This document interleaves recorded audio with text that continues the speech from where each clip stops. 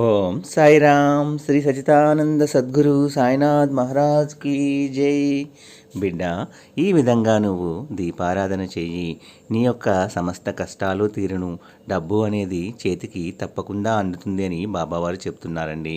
మన సనాతన హైందవ ధర్మంలో దీపారాధనకు ఎంతో ప్రాముఖ్యత ఉంది. మీ ఇంటి ఈశాన్యంలోనే పూజ గదిని ఏర్పాటు చేసుకోవాలి. మనం చేసే పూజలే మన ఇంటికి అష్టైశ్వర్యాలను ఇస్తాయి.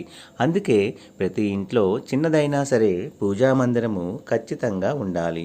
అలాగే మీ పూజ గదికి ఖచ్చితంగా తలుపులు ఉండాలి.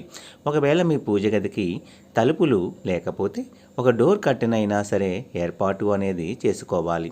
మరీ ముఖ్యంగా చెప్పాలంటే మీ పూజ గదిలో ఖచ్చితంగా మీ ఇంటి ఇలవేల్పు ఉండాలి. తర్వాతే మిగిలిన దేవతలకు ప్రాధాన్యత ఇవ్వాలి. దీపారాధన చేసే ముందు దేవుడి దగ్గర ఉంచిన దీపారాధన కుందులను శుభ్రం చేసుకోవాలి. తెల్లవారుజామున 3 నుంచి 5 గంటల మధ్య దీపారాధన చేయడం చాలా మంగళకరము. ఈ సమయంలో దీపం వెలిగించి మహాలక్ష్మీదేవిని స్మరించడం వల్ల కోరిన కోరికలన్నీ కూడా నెరవేరుతాయి. తూర్పు ముఖం దీపం వెలిగిస్తే కష్టాలు అనేవి తొలగిపోతాయి, సంతోషంగా ఉంటారు. పడమటి వైపు దీపం వెలిగిస్తే డబ్బు సమస్యలు, అప్పుల బాధలన్నీ తీరిపోతాయి. అదే ఉత్తరం దిశగా దీపం వెలిగిస్తే సిరి సంపదలు, విద్య, వివాహం లాంటివన్నీ కూడా సిద్ధిస్తాయి. దక్షిణం వైపు దీపారాధన చేయరాదు. దక్షిణముఖంగా దీపం వెలిగిస్తే అపశకునాలు, కష్టాలు అనేవి కలుగుతాయి. ఇక దీపం వెలిగించినప్పుడు ఆ దీపం దేవుడి వైపు మాత్రమే ఉండాలి. దీపం కింద ఎప్పుడూ కూడా ఒక చిన్న పళ్ళెము లేదా ఒక తమలపాకునైనా పెట్టాలి. దీపాన్ని నేలపై పెట్టకూడదు. ఇక దీపారాధనను ప్రతిరోజు 2 సార్లు చేస్తే చాలా మంచిది. ఉదయం వీలైనంత త్వరగా దీపము అనేది వెలిగించాలి. కనీసం 9 గంటల లోపు ఇంట్లో దీపారాధన పూర్తి చేసుకోవాలి. ఇక సాయంత్రం సూర్యాస్తమయం తర్వాత కూడా ఇంట్లో దీపారాధన చేస్తే చాలా మంచిది. అయితే సాయంత్రం దీపారాధన చేయడం కుదరని వారు కనీసం ఉదయం అయినా సరే పూజలు, దీపము అనేది వెలిగించాలి.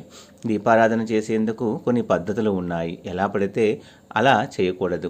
దీపారాధన చేసే ముందు వత్తి వేసి తర్వాత నూనె పోసుకుంటారు, కానీ ఇది పద్ధతి కాదు. దీపారాధన చేసేటప్పుడు నూనె పోసిన తర్వాత మాత్రమే ఒత్తులు వేయాలి. స్టీలు కుందుల్లో దీపారాధన అనేది చేయకూడదు.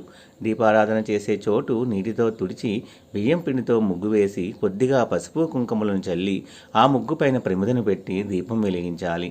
ఏదైనా మీ కోరిక తీరాలి అంటే పూజా గదిలో ఒక దీపాన్ని వెలిగించి ఒక ఎండు ద్రాక్షను నైవేద్యంగా పెట్టి దేవుడికి నమస్కరిస్తే చాలు, మీరు అనుకున్న కోరికలు నెరవేరుతాయి.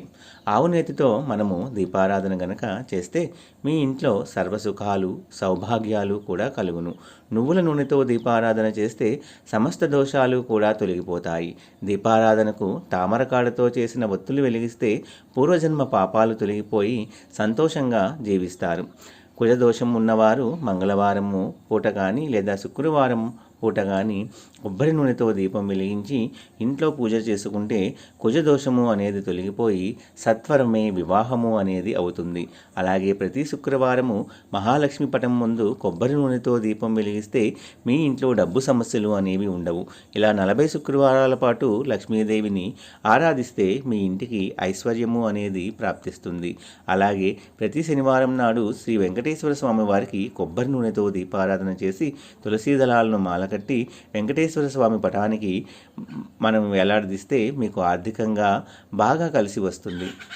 మీ జీవితంలో వచ్చే అడ్డంకులన్నీ కూడా తొలగిపోతాయి. వ్యాపారంలో లాభాలు అనేవి వస్తాయి.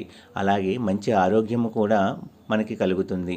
మనం ఇంట్లో చేసే నిత్య దీపారాధన అని అంటాము. అంటే ఇంటికి వెలిగిన ఇచ్చే ఆ ఇంటిల్లపాదికి సంపదలను కలిగిస్తుంది. గుడిలో చేసే దీపారాధనకు దేవతల అనుగ్రహం కలుగుతుంది, విశేష ఫలితాలు లభిస్తాయి. కాబట్టి వారంలో మనము ఒకసారైనా గుడికి వెళ్ళి ఒక దీపం వెలిగించండి. రోజు దీపారాధన చేయలేని వారు గుడిలో ఒకసారి దీపం వెలిగిస్తే చాలు, రోజు పూజ చేసినంత పుణ్యము అనేది లభిస్తుంది. తులసి కోట వద్ద చేసే దీపారాధన బృందావన దీపారాధన అని అంటారు.